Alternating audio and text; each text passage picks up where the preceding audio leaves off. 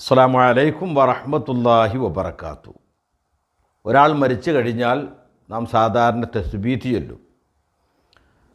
ആ തസ്ബീത്തിന് വേണ്ടി മറവ് ചെയ്തതിന് ശേഷം ജനങ്ങൾ താമസിക്കേണ്ട സമയം ഇന്നത്തെ മണിക്കൂറിൽ എത്രയാവും എന്നാണ് ചോദ്യം.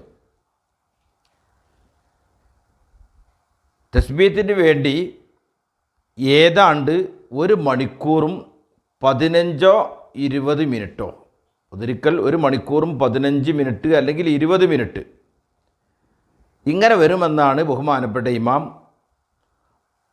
അമൂദി റഹിമഹുല്ല അവിടുത്തെ ഹുസ്നുൻ നജ്വ എന്ന കിതാബിൽ വിശദീകരിച്ചിട്ടുള്ളത്.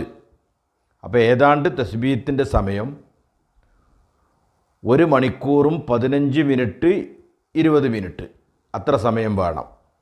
ഇതാണതിൻ്റെ സമയം. അസ്സലാമു അലൈക്കും വറഹ്മത്തുള്ളാഹി.